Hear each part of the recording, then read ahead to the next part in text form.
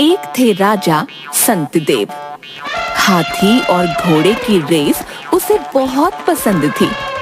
सब जानते हैं कि घोड़े और हाथी की दौड़ में घोड़ा ही जीतेगा। फिर भी राजा केवल अपने मनोरंजन के लिए यह प्रतियोगिता रखता।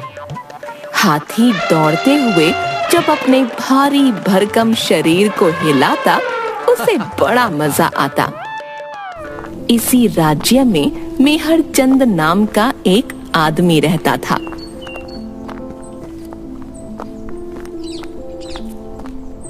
सेठ जी, मुझे अपनी बहन के विवाह के लिए कुछ रुपए चाहिए। 3% ब्याज दे पाओगे? जी, मैं आपके रुपए सूद सहित शीघ्र ही लौटा दूंगा। इसे रुपए दे दो। धन्यवाद सेठ जी। मेहरचंद के जाने के बाद सेठ जी, क्या ये बेचारा रुपए लौटा पाएगा? नहीं दे पाया तो और अच्छा, ये बहुत काम की चीज है। मेहरचंद बहन की शादी धूमधाम से करता है।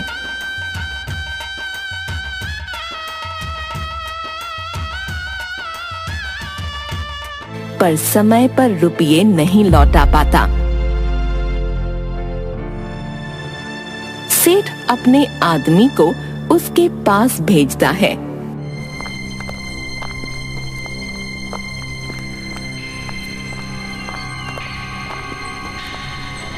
तुमने अब तक सेठ जी के रुपए वापस क्यों नहीं किए? क्या करूं, कोई काम ही नहीं मिल रहा। काम मिलते ही मैं रुपए लौटा दूंगा। जब पैसे वापस देने की हैसियत नहीं थी तो लिए क्यों थे? हमें नहीं पता, कुछ भी करके शीघ्र ही सेठ जी के रुपए लौटा दो, वरना अच्छा नहीं होगा। एक मैदान में राजा मंत्रियों और सेवकों के साथ। किसी भी मनुष्य के लिए तारा को हराना असंभव है।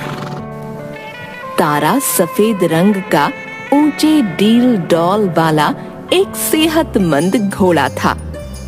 वह हवा की गति से दौड़ता था। जब वह दौड़ने लगा तो देखने वालों को केवल उसके पैरों की आवाज सुनाई दी और उड़ती हुई मिट्टी दिखाई दी। राज्य में ये घोषणा करवा दो, जो भी तारा को दौड़ प्रतियोगिता में हराएगा उसे मुंह मांगा इनाम मिलेगा।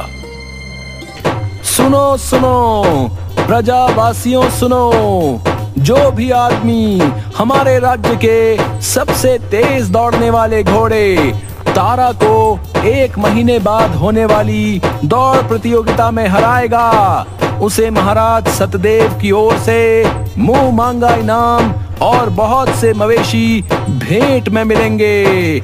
सुनो सुनो सुनो। यदि मैं किसी तरह तारा को हरा दूं तो सारा कर्ज उतर सकता है, पर तारा को दौड़ में हराना बहुत कठिन है। चाहे कुछ भी हो, मैं दौड़ में भाग जरूर लूंगा। अगले दिन से मेहरचंद ने दौड़ने का अभ्यास शुरू कर दिया। वह दिन में कई किलोमीटर तेज गति से दौड़ने की कोशिश करता। आने जाने वाले लोग उसका मजाक उड़ाते। ये जितना भी तेज दौड़ ले, पर तारा को नहीं हरा पाएगा। हाँ, यूं ही अपना समय बर्बाद कर रहा है। 1 महीने बाद पूरा मैदान दर्शकों से भरा हुआ। राजा एक ऊंचे आसन पर रानी सहित बैठा था। उसके दाएं और बाएं मंत्री बैठे हुए थे।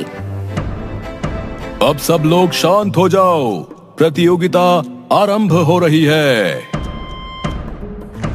सबसे पहले काले घोड़े और हाथी के बच्चे की रेस होती है। बच्चे को डुग डुग करते भागते देखकर राजा के साथ दर्शक भी खूब हंसे।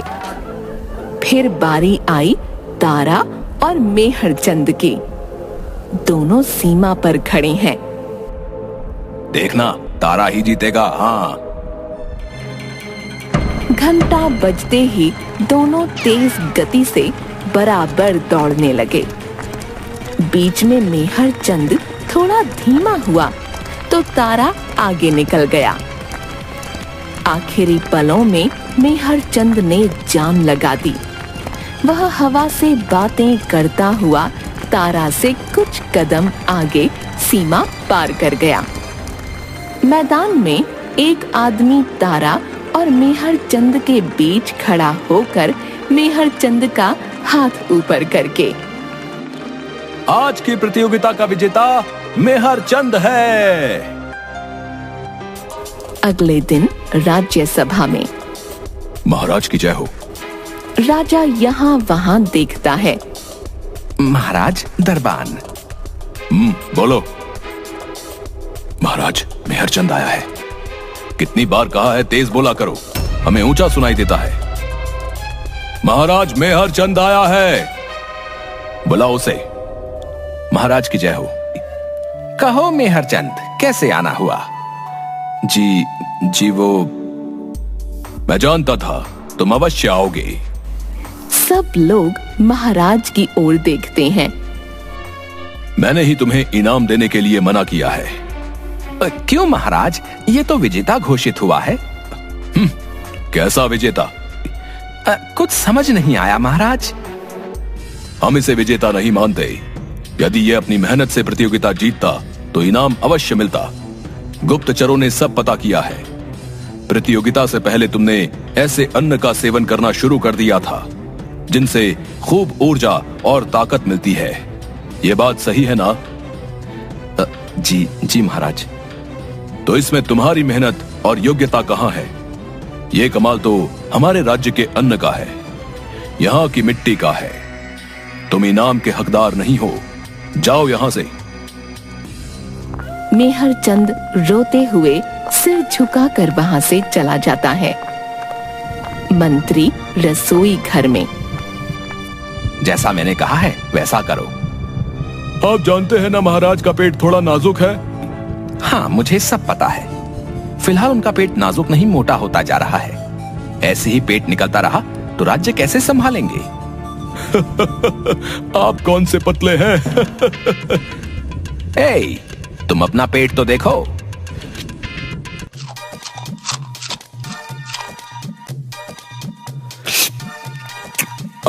वाह, क्या स्वादिष्ट व्यंजन बने हैं।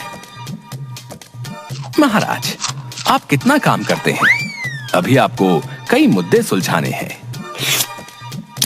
अच्छा, फिर थोड़ा और लेकर आओ। उसके बाद राज्यसभा में राजा बार बार कभी हिलता है तो कभी पेट पर हाथ रखता है। अगला मुद्दा है। लगता है कुछ ज्यादा ही खा लिया, पेट भारी हो रहा है।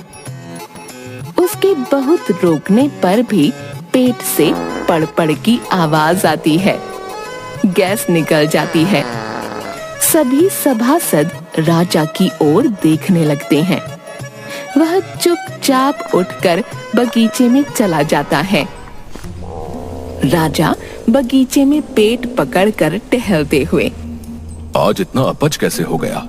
पेट से लगातार गैस निकलती, पड़ की आवाज आती है। महाराज, राज्यसभा में सभी आपकी प्रतीक्षा कर रहे हैं। देखते नहीं मेरी क्या दशा है। अब कोई सभा नहीं। वैद्य जी को शीघ्र बुलाओ। राजा के पेट से गैस निकलना और डकार आने का सिलसिला थमने का नाम नहीं लेता। महाराज, वैद्य जी किसी दूसरे गांव गए हैं, सुबह तक आएंगे। कोई नींबू पानी लेकर आओ। अगले दिन राजा का पेट खराब हो जाता है। उसे दस्त लग जाते हैं। वह पेट पकड़ कर बार बार शौचालय जाता है। महाराज, आप चिंता मत कीजिए, वैद्य जी आते ही होंगे। नहीं आए तो उठा लाओ। आइए वैद्य जी, देखिए महाराज को क्या हो गया। क्या हुआ महाराज? ऐसे ऐसे हो रहा है। वैद्य जी, ये कोई गंभीर समस्या तो नहीं? महाराज, आपको अपच है। खाते पीते लोगों को मेरा मतलब अक्सर यूं ही हो जाता है। हमारे पेट का बुरा हाल है और आपको यूं ही लग रहा है। ये औषधि ले लीजिए। राजा के औषधि लेने के बाद वैसे महाराज ने भोजन में क्या खाया? जरा रसोइये को बुलाइए। रसोइया आकर हाथ जोड़कर खड़ा हो जाता है। महाराज ने क्या खाया था? जी वो मैं बताता हूँ, तुम जाओ। रसोइया चला जाता है। महाराज, आपने वही अन्न खाया जो मेहरचंद ने प्रतियोगिता से पहले खाना शुरू किया था। क्या? क्यों? जब वो अन्न खाने से मेहरचंद हवा की तरह दौड़ सकता है, तो हमारे प्यारे राजा, आपको तो कितना काम करना पड़ता है। मुझे लगा इससे आपको दुगनी ऊर्जा और ताकत मिलेगी। मंत्री जी, आपसे ये उम्मीद नहीं थी। आप समझदार व्यक्ति हैं, जानते हैं कि इस तरह का अन्न ऐसे नहीं पचता। इसे पचाने के लिए कड़ा शारीरिक श्रम करना पड़ता है। केवल अन्न का सेवन करने से कुछ नहीं होता। शारीरिक श्रम? वैद्य जी, आपको क्या लगता है हम केवल सिंहासन पर बैठे रहते हैं? मंत्री जी, बताइए इन्हें, हम कितनी मेहनत करते हैं। सुबह नाश्ता और फल, दोपहर में 56 भोग, रात में उसका दुगना। मंत्री जी, हमारा शारीरिक श्रम बताइए। जी महाराज, शाम सवेरे सैर करते हैं और बहुत बोलते हैं। माफ कीजिए महाराज, दौड़ने और टहलने में बहुत अंतर होता है। मेरा अर्थ ऐसे श्रम से है जिसमें मनुष्य की देह और हड्डी एक हो जाए। शरीर मेहनत करेगा तभी ऐसे अन्न से ऊर्जा और ताकत मिलेगी। यह सुनकर मंत्री के चेहरे पर मुस्कान आ जाती है। धन्यवाद वैद्य जी। ठीक है, हमें अपनी भूल का एहसास हो गया है। कल मेहरचंद को बुलवाओ। सभा में हम तुम्हारी मेहनत को पहचान गए हैं। तुम इनाम के असली हकदार हो। मेहरचंद का चेहरा खिल जाता है। तुम कोई भी 50 मवेशी ले सकते हो। महाराज की जय हो। आज से तुम्हें सेना को दौड़ने का प्रशिक्षण देने के लिए नियुक्त किया जाता है। धन्यवाद महाराज, मैं मन लगाकर राज्य की सेवा करूंगा। राजा हाँ में सिर हिलाता है। अवश्य मेहरचंद, तुम इस राज्य का अन्न जो खाते हो। सभी लोग मंत्री की ओर देखने लगते हैं। इसके बाद सब सभा से जाने लगते हैं, राजा और मंत्री बात करते हुए। मंत्री जी, आप जानते हैं कि हमारा पेट नाजुक है, तो आपने अपनी बात समझाने का यह तरीका क्यों अपनाया? महाराज, कुछ बातें कान के रास्ते दिमाग में जाती हैं और तो कुछ पेट के रास्ते से। अच्छा, अगली बार अपनी बात समझाने का कोई सरल तरीका अपनाना, वरना ठीक नहीं होगा। जी महाराज।